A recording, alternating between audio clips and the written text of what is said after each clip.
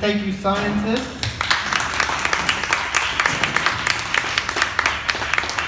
Okay, so because we have 1 million members in this band, can we get official name introductions by everybody so everybody knows who we're talking to here? I'm Ben and I play violin. I'm Joe and I play the trumpet. I'm Sam, I play the saxophone. Hello, I'm Cody, I play the bass. Hello, I'm Salvatore and I sing. I'm Tom and I play guitar. I'm Joe and I play the drums. All right, actually, that was a lot easier than I thought. I didn't think you guys would give one actual correct name. So that was pretty good. Guys, I want to start with, we have a few new members, right, since the original lineup. So talk about who is new. I know I'm new. You're new. As are we. Yeah, let's talk about the new members and the transition and how you found them. Well, it was kind of fortuitous because we all kind of play together. Cody leads a band called We Used to Cut the Grass, who everybody should check out if they're into weird music, which I'm sure you guys are. And we all play together in that group as well. So they're some of my favorite dudes to play with. So it was very easy actually. And Joe is our new drummer. Sam, our new sax player, and we have another Joe Galacci, our new trumpet player. Joe number 2. Yeah. Other Joe.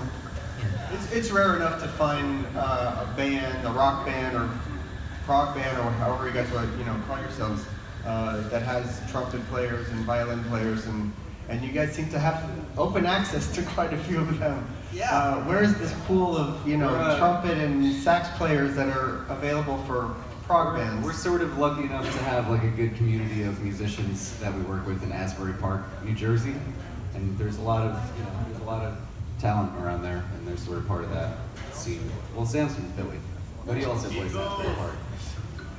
Yeah, you're excited about the Super Bowl for sure.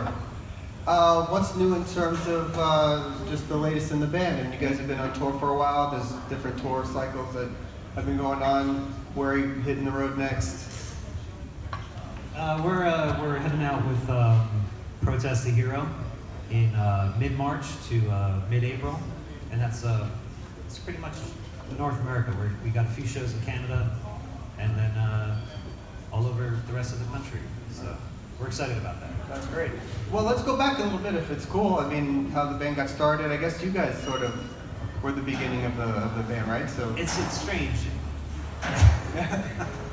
Tom is the beginning of the band, right. And the other beginning members are no longer here. That's right.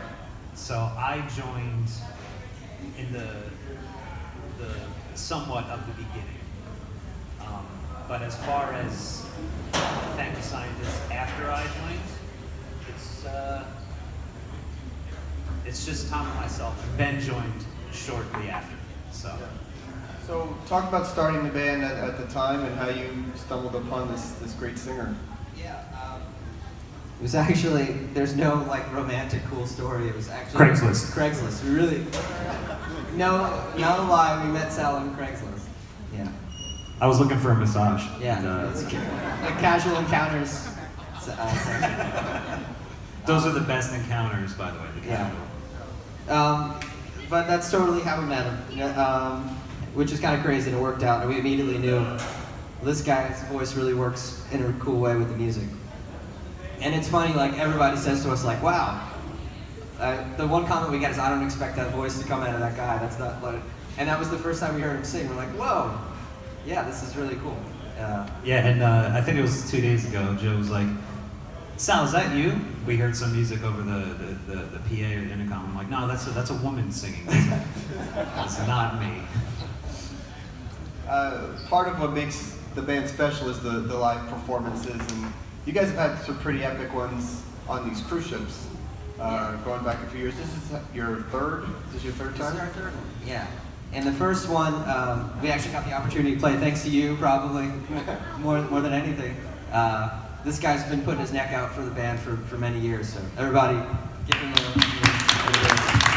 Yeah, I've thought this is one of the best bands in the world, in my opinion, and I always give them mentions whenever I can, for sure. So he hooked up the first cruise gig we played, and it was really funny because we're playing on the small stage, which is kind of like a lobby sort of area, and there was like lots and lots of people for this thing. Everybody was gathered around like the surrounding areas for like one of the smaller bands. It was kind of weird.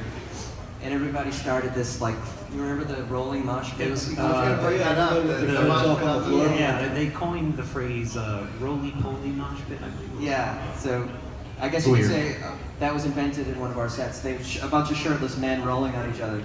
I'd had to join. You jumped right in. I had to. Yeah, that really happened. That's not the most glamorous thing to attribute to your band, but we'll take whatever we can get. So, does anything particular go into the typical live show, or it's just you find yourself chaos, losing control, whatever the situation is? I think the live show is just we're not a band that plans stuff, so to speak, when it comes to a live show. So our live show is very much whatever's happening out there. It kind of gets filtered through us, and then we react to that. Yeah, you guys really bring the audience into the show and get them engaged, and it's a cool back and forth. So, anybody have their last record? Stranger Hoods Prevail? Do you have that? You guys, there's an amazing story about meeting Claudio and getting signed and the whole story. Why don't you tell how he stumbled upon the band and Sure. decided? I feel like I'm talking way too much, but Yeah, anybody? Well, we'll get to everybody, okay. I'm sure, but Craigslist as well. so yeah, Craigslist. No, we had a show at the Knitting Factory, April Fool's Day, and the promoter hit us up and was like, "Do any of you guys know Claudio Sanchez from Coheed and Cambria? Because he just like called me to get on the guest list for the show." And we're like, "It's probably one of our friends, like, kind of trolling us or whatever." So we're like, "Yeah, put the name on, whatever." And sure enough, he was at the show. He came to the show. He noticed his hair from a mile away. So, and that was sort of how the whole thing started with them. And it wasn't like a love at first sight thing. Like they were like, "Yeah, we're gonna sign you guys," and then they hated the demos for Stranger Heads Prevail. And then when they heard the album, they're like, "Oh, okay, we get it now." So there was like a back and forth thing, but that was like, yeah, we thought it was an April Fool's Day joke the first time, and that's how the relationship started with them. and they've taken you out on the road, and Yeah, you we've guys been- have played some pretty big shows with them. Yeah, we played our first major tour. I mean, this is our first real tour, and it was a major tour. Pretty major. Yeah, pretty major, Insane. like pretty insane. And that was really cool because we'd only done small things and like tours that I booked where we're playing to like 2 people in Virginia, The sound guy somewhere, in Florida. an angry sound guy trying to buy meth while we're playing our set. Not a joke. So, Yep, but real quick about that though, it went from that to playing at Hammerstein Ballroom, and Matt Pinfield introduced us. He kind of brought us out on stage. So after that show, I sat down backstage, and I had to like really wrap my mind around what happened because it was such a quick thing to go from playing the smaller shows to playing for 5,000 people, and Matt Pinfield was like introducing us. I'm like, And I'm going to say something about Matt Pinfield. He's exactly like he is on their shows, Exactly. like, constantly. I met him in Starbucks, and that's how we got like. We asked him like, "Do you want to just introduce the band?" And he orders his drink exactly like he's hosting a show. yeah, like there's a camera following. It's the weirdest thing. He's like always like. that's cool. Ben, you've been in the band, I guess, the next longest, right? Yeah, that's correct. Yeah. Talk about what it is touring with these guys and being a violinist in a band like this, and how hard is it to find to write and play with this kind of music, doing what you do? No, the whole experience has been pretty surreal. I kind of lucked out. I got in the band kind of right when everything was starting to take off. Like my second gig was on the Progressive Nation at Sea. So we played like one home show at Mexicali Live, which is like our home base, and then all of a sudden I'm on a cruise ship. So it's like, all right, this is pretty cool. As far as fitting in with the band, I mean, when you're writing, you gotta just think of it like, all right, the vocals are on top. and you don't want to clutter. It's all about just listening to the songs as you're writing them and not stepping on toes, adding as opposed to cluttering. Just being tasteful with your parts. You know, you don't want to say too much when something doesn't need to be said in a specific moment. You know, maybe I want to accent the horns. Maybe I want to accent the vocals. Maybe I want to, you know, get down and dirty with Tom, be you know, the second rhythm guitar or something. You know, play some riffs. Yeah, there's the violin's role in the band. To me, it's always changing. It's always transforming. Yeah, it's the least defined, I feel, which, you know, I enjoy, because I like to change it up. Is everybody here pretty much like classically trained and officially, you know, gone to music school and for this kind of stuff? Do you think you have to be to play this music and understand it? Well, coming from my point of view, because I'm not classical, I'm not trained, period. I use my ear. Not even potty trained. Not even potty trained. I'm wearing a diaper right now. I think having that knowledge absolutely helps. But I'm gonna end it there. No, it definitely helps. It's sometimes it's a struggle. Sometimes I have to, like, you know, they'll come up with an idea and I'll sit with it for a little bit and kind of like absorb it. But the writing process for me has changed over the years. So the past, I don't know, 3 years I'd say it's been. I've been playing with Tom for about 9 years or so, which I just realized last night. It's close to 9 years.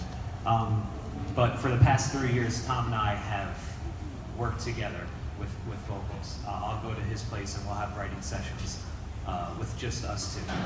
So that helps a lot. Coming from someone who doesn't have the knowledge that these guys have, that helps a lot. I've always just used my ear and my heart when it came to writing vocal parts. But sometimes that doesn't work when these guys play the stuff that they play. You know, also when they're talking about stuff, what's going on in my head is like, I don't even want to explain it to you. But these guys. Sal's being very modest though, but he's like the amount of stuff that he's learned and like he's like a sponge, like the stuff that he's able to absorb. Thanks, Tom. I guess, coming from a horn player's perspective, when I got a phone call from Tom that was just like, hey, we have this European tour and we need you to learn like 14 songs that are like 9 minutes and not very repetitive in like 6 weeks. The music training definitely helps from that standpoint, just because listening to the records, some of the horn parts are kind of like tucked underneath the vocals, which is of course very good, but you can't really hear what's going on unless you have the charts in front of you. And Tom makes impeccable charts. So like, we had very, very good musical charts to read off of, and had we not had those and had the training to be able to read them, because obviously it's not very easy, there's a lot of time signature changes and everything, and very difficult harmonic things happening. So being trained at music school definitely helps as far as reading those charts go and learning those music. Do you chart, and for anybody that maybe doesn't understand it, you know, the music sheets with all the written out notes and everything specifically, like classical music or guitar tab books and things, do you chart as you're writing the initial song, or you write the song and then maybe you go back later and transcribe them? It totally depends. The early stuff, I charted almost everything, and then like for Stranger Heads Prevail, it was a lot of charting after the fact. But then there's newer stuff that we've done where we'll show up with a chart and play that down, like things like Rainbow and stuff like that. And then so it kind of varies. It's kind of all over the map. As the bass player, that's required to really hold down sort of the rhythm section along with drums.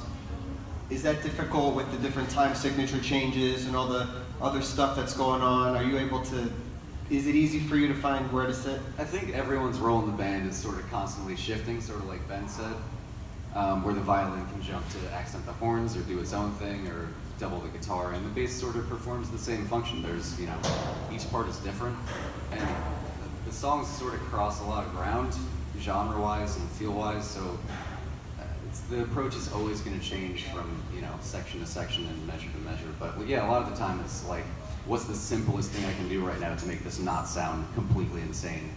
But then also it's like, maybe I should double this ridiculous thing that Tom's doing. It's, you know, it's just changed a lot. It's a shifting role. You've talked before, Tom and I have talked before about some of the songwriting elements. You've always mentioned at the point, while this band does crazy musical gymnastics in their songs, you've always mentioned that the goal is always just the song, and that if you had to, you could sit down and play these things on an acoustic, and there would be a song there. So, how do you make that come out? Where do you start with writing a song first to make sure that that's met? What really helps is me and Sal's process together, because we'll get together and we'll come up with an idea and in a really stripped down way, and then as a band we'll find a way to fuck the whole thing up and make it wild underneath it. So that sort of helps that. But we're always thinking about how can we make it still come across? How can we trick people to listen to things that are kind of nutty, you know? But maybe with some of it going under the radar and some of it going way above the radar, I guess. What's the most difficult song? You know, All maybe of from them. everybody. Is there one, maybe the instrumental from the Naps album? I forget the name of the song. Ooh, let's ask the new guys. I'm sure everybody's got different. Well, when you had to learn, you're just joining the band and you have 6 weeks. What was the one that was like, this one's just kicking my ass? Yeah, for me it was definitely Blood on the Radio. That's just so trumpet heavy. If anybody, I don't know if anybody's ever played trumpet here, but it's just, the horn is always in your face the whole time and there's no rest. And it just doesn't give you a second to breathe, and so many fast lines. It's just, and I think that was the first song we actually ran in rehearsal the first time. So. Joe makes it look really easy. All those Balkan kind of articulations that are in the beginning on trumpet are not easy. They're not easy. They hurt. That's the thing about the horns in this band. Definitely don't play the typical horn role as far as horn on the FaceTime. Normally Always it's like lead horn or something. Yeah, I mean a lot of bands, will just be like, horn will be like ba-da-da-ba, ba-da-ba. But this is like 14 pages of just like constant horn parts, and it's awesome. It's so much fun, but it's definitely not the typical horn book. Excuse me. For lyrics, Sal, where do some of the ideas come from, and what do you draw from for some of the songs? Is it the common things of like struggling and all, that you might have in rock, or something else? It's really always changing. For lyrics, they come second to the melody. So when Tom and I get together, we'll come up with ideas and we'll just sing nonsense. I'll sing nonsense, he'll sing nonsense. And once everything is complete and all the melodies are there, then I go back and write lyrics. Because a lot of times in the past, with this band and with other bands I've been in, I could sit there with a lyric book and write really emotional, heartfelt lyrics, and then bring it to a song, and it just sounds like doo-doo. It just doesn't feel natural coming out of my mouth. So then I learned that when you write a melody first and shape the words that you're singing to the melody that you wrote, it just sounds much more natural. So the trick with writing lyrics for me is writing something heartfelt and something that means something to me as well as the listener, but also having it sound good to your ear. Because for me, there's a lot of songs out there, by bands where the lyrics just sound like marbles in your mouth, or they're fumbling through the lyrics, they don't flow, and that's a big thing for me. So, but I draw from everyday life. I draw from what's going on with me. I draw from things that I often put myself in other people's position, and I'm a people watcher. And we did, my girlfriend and I did an excursion yesterday, and I was staring at this man on the boat, and in my head, I'm thinking about his whole life, just based on his face. So I could go home and write a song about that, like what I think is going on in that man's life. So it varies. There's been a sort of a resurgence in maybe the type of music you guys do with a lot of bands that you've been spending some time with. Like Bentley is one that I know you guys really like and are friends with, and they do some great things. Talk about some of the other bands that you guys hang out with and that and you know, maybe there's more of a community that's starting to build around this kind of music that's growing. T Club, definitely. T Club, that's yeah. Love the T Club. If you guys don't know who the T Club is, check them out. They're unbelievable. Tom's brother plays drums in the T Club, and I'm sure these guys know tons of bands. So why don't you guys go down? Let's plug some. Yeah, everybody in the band too has amazing bands. Not Yeah, let's give a shout out to some of these that maybe we don't know and we should check out. My other band is called Windfarer. It's a black metal band, and I was doing that for probably at least 5 years before Thank You Scientist, and still am doing it today. Yeah, that's been Playing violin and playing violin. Yeah, going through 120 watt cab and everything. yeah. But yeah, that's I'm a metalhead at heart. I love what we do, but yeah, I love blast beats. Well, so being a metalhead, I want to stop you though. Was there ever a point where you wanted to play guitar and do it the more traditional way, being in metal, and why the violin? Well, I started playing violin when I was 6 or 7 years old. And I remember we were at my grandparents' house one day, and my parents, they came up to me and they said, "All right, it's time for you to learn an instrument, violin or flute." So I picked the violin. And my grandfather, he was a violinist. He played in the Hartford Symphony for at least 40 years or so. He's a pedagogue. So it was in the family. And my uncle, he's a fiddler. He plays like a lot of Cajun style stuff. So the violin is it's a family instrument. So that's why my parents, they leaned towards wanting me to play that. I didn't have a choice growing up. It's just, this is what my parents wanted me to do. And, as I grew up, when I was a teenager, I got an electric violin, started jamming with my friend's band and, playing some little gigs here and there. And, nowadays I pick up the guitar a little bit to write, the bass. I'm not very good, but just to track some basic ideas, from Deadline or something. But, it's just it's just the instrument that I play. It's the voice that I have. Anybody else? Are there some other bands you guys are in? Or? Yeah, I got actually a couple original bands. One's called Civilians. It's kind of like a rock jazz band, 3 horns and drums, bass, and guitar. And another one called Wamina. That's actually, I play drums in it, not trumpet. And that's about a story about a planet with the people of Wamina, and it's a whole stupid little story. And we're actually working on the album, so look out for it. Okay, check that out. I have a band called Three Oranges. It's kind of like more on the jazz fusion-y side of things. There's still some heavy moments, but it's an instrumental band, and I grew up listening to a lot of progressive music in addition to jazz, and I never really had an outlet to play that music because I was a saxophone player, and I could never really. I played guitar, but not to the point that I could play in a band like Thank You Scientist or anything. And then when I got this call, it's like the best of both worlds. Like I could combine jazz fusion-y things with some heavier aspects of things. So this was a great call to get. And but my band is Three Oranges, more along the fusion-y side of things. Yeah, I've been playing with Joe, Sam, and Joe Squared in a band called We Used to Cut the Grass longer than I've been in Thank You Scientist, actually. And now that band also sort of absorbed Ben and Tom, so we all play together in that. It's like a large ensemble kind of thing.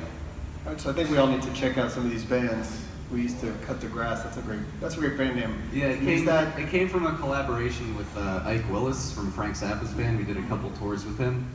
And it was an original project, and then we did that, and then it turned back into an original project, but it's just a Zappa-influenced large ensemble type. What's the band name?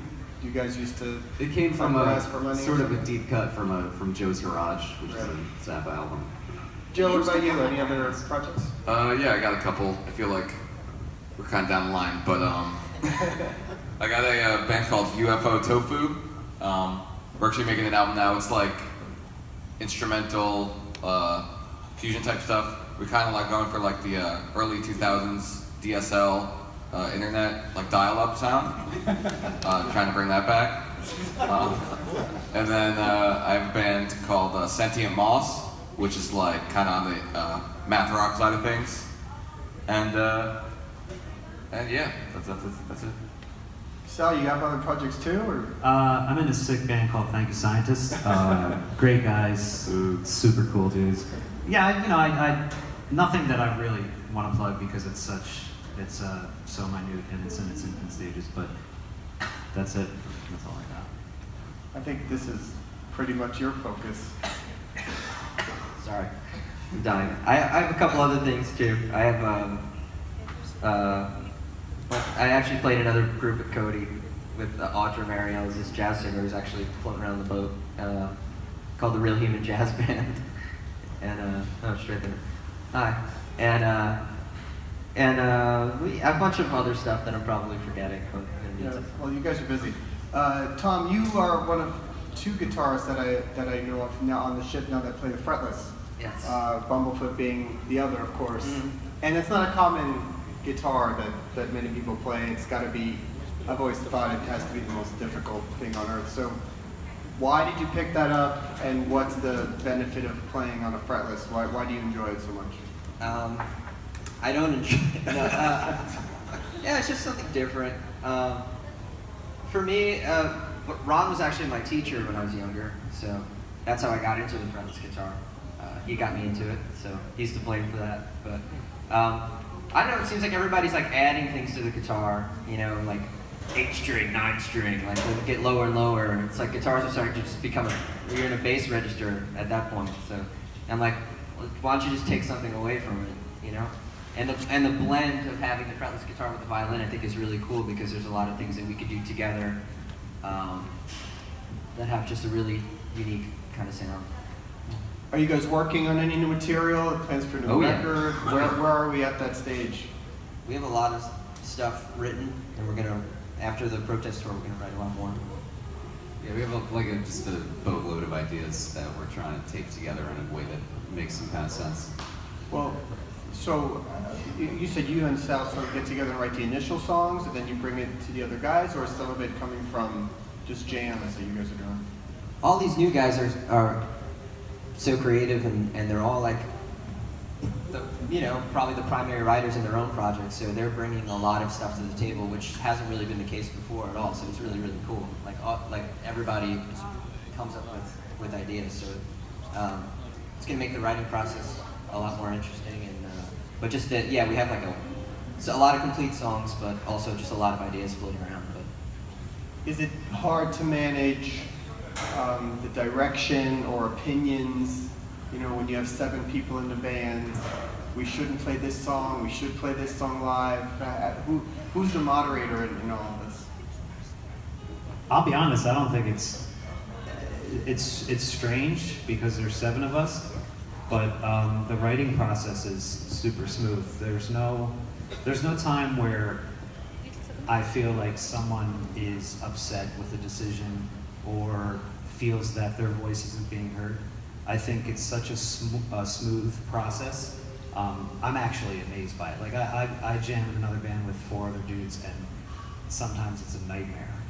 And then I get these guys, and it's a breeze, and it's strange because not only are there 39 of us, but we're playing really, really strange, difficult music. So you would think the writing process would be tedious and a nightmare, but it's not. I think it goes in every direction. I know, like, any idea I bring to the table, like, these guys will make it better, like, no matter what. And it'll end up better than what I expected, because they always see things, especially having, like, Joe, like, having a different drummer like Joe, who has such, like, a wealth of knowledge about, rhythmic stuff that, it always, like, but anybody in the band, like, no matter what I bring in, they always make it better, so, I mean, that's best scenario.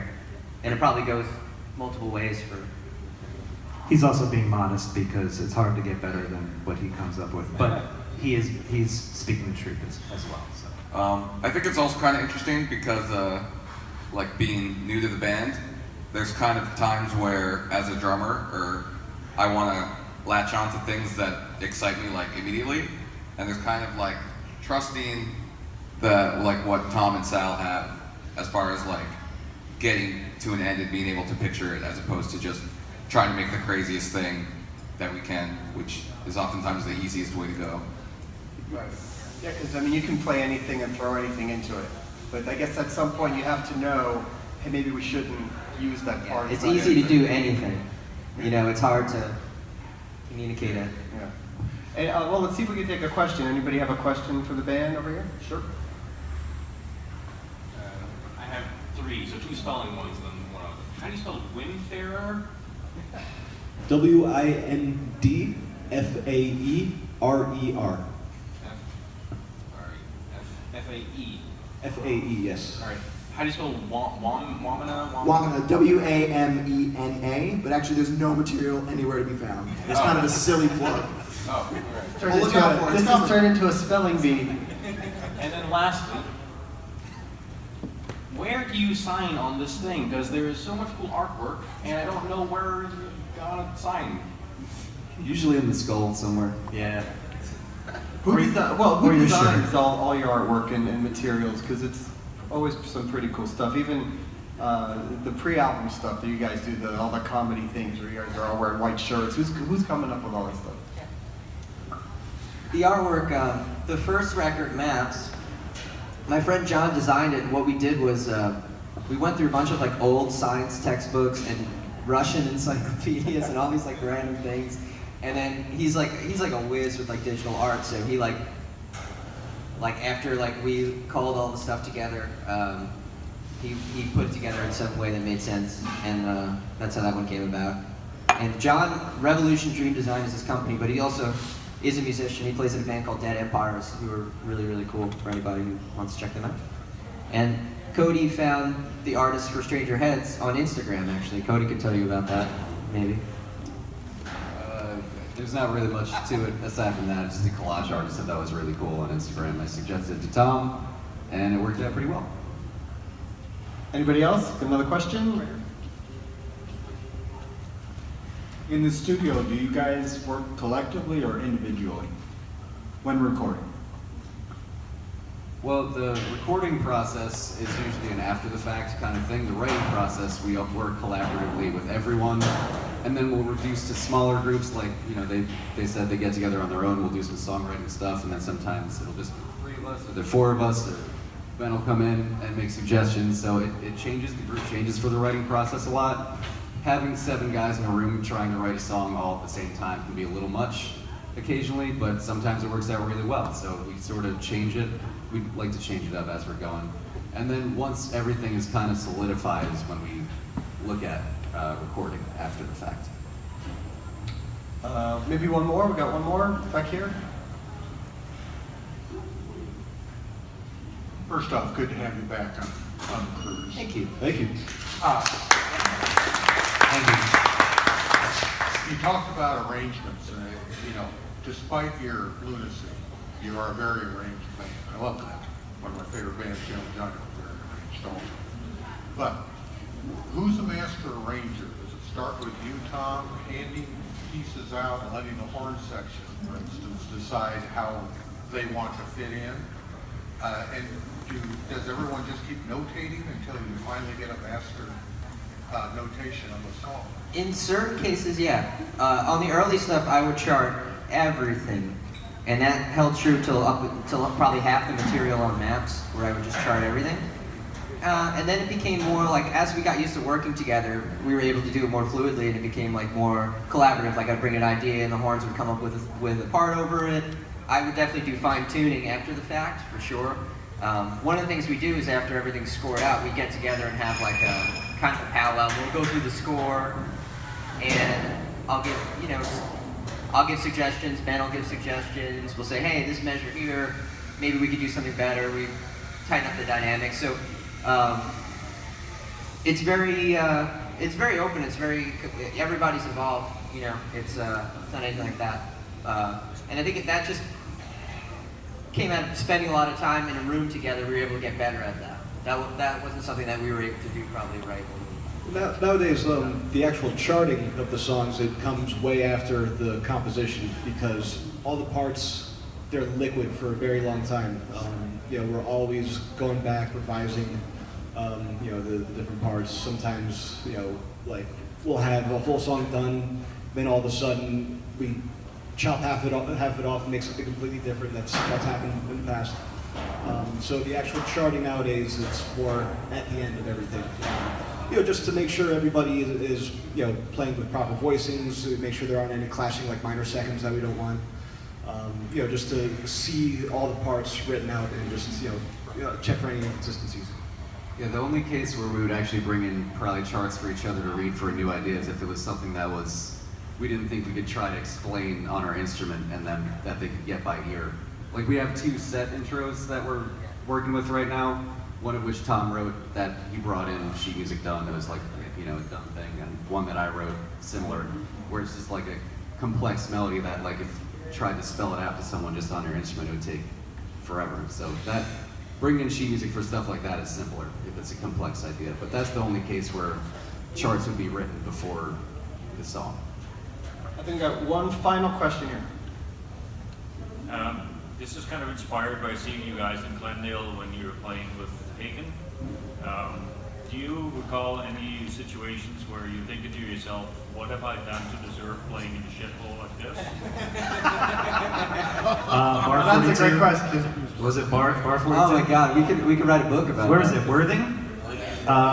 So when we got there, we were in the UK, we were in Worthing, and we got to a place called Bar 42. It was below freezing, and we walked in the bar, and it was below freezing in the bar. And I walked in, not to be disgusting, but I had to go to the bathroom, and I asked the gentleman, is there any place I could go number 2 where it's not freezing? And he said no. And then the rest of the night kind of continued like that. People were yelling at me for not singing over an instrumental tune. There was fuzz on the wall. So don't forget about the bump on your head. Oh, that was a good time. Yeah, I had a concussion maybe 3 days before that. We had a little bus incident, and I went flying through the air, and yes. They made us And at clean the up end the of the bar. night, they made us clean up the bar as we were leaving. They're like, okay, so go ahead and let's clean up now. And I said, well, this is the full case of water. They're like, let's clean up. So I just started staring at this woman who was telling me to clean up, and I'm throwing away full bottles of water because I was very confused. I'd never been asked to clean up a venue when we left. So yeah, we played more than our fair share. That might have not even been the worst, though. That's just the closest in memory. But yeah, That's the most recent one. Yeah. Every tour has its low points. Yeah, I There's mean, always when gonna you're be in that bands, you play shitholes all the time. That's Oh, what the makes, loading dock. Yeah. You want to hear one more loading story dock? about Yeah, that? yeah, sure. Okay. So the loading dock, we're like, oh, maybe it's this cool club, and it's called the Loading Dock. It was a loading dock. Actual Salt Lake loading City. dock. Actual loading dock. So that was indicator number 1 that it wasn't going to be a good night. And that was the meth sound guy. Yeah, it Correct. ended up being a meth lab. Scrappy. It was a meth lab. His name was Scrappy. In the middle So- of his name was Scrappy. We get there, and this like real rickety guy like comes over, and he's like, oh, we're sound guy. My name's Scrappy, and I'm like, okay.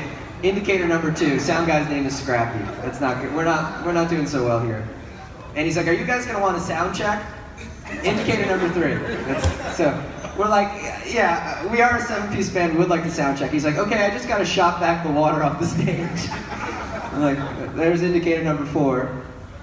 And then Scrappy left during our set. And And afterwards, he's a sound guy, and he left. he came back and he's like, I wasn't really in the mood to do my job tonight. I've been fighting with my girlfriend all night, but you guys sounded all right. I think that's what makes And then we you got a great trapped. band. And then that venue ended up getting busted because I think Scrappy was selling methamphetamine. He was selling meth. selling meth. Loading dock. Yeah. So yeah, it's the Scrappy. They trapped us in the parking lot too that night. Yeah, Took us they to- told us. They told us we'd be able to get. We were driving a bandwagon at the time, and it was It wasn't the size of a tour bus, but it was a fairly big vehicle. And Scrappy told us that we could pull into the back of the venue, and then there was a gate to get out the back. No problem, because we told them if we pulled in the back, there's no way to get back out the same way we came in. So of course, when it came time to leave, the gate was locked in the back, and Scrappy was high somewhere with his girlfriend, and we were trapped in the parking lot for a good hour, just doing like trying to K-turn and pull out. So it took about an hour. So, but yeah, crappy venues. I think when you're first starting out, it's upsetting, but after you do it for as long as we've been playing in bands collectively and individually, it's par for the course, and it makes for a good story, and and then you realize it's really not the venue, it's the people. We've played so many shitty venues with great crowds that turned out to be some of my favorite shows personally. So.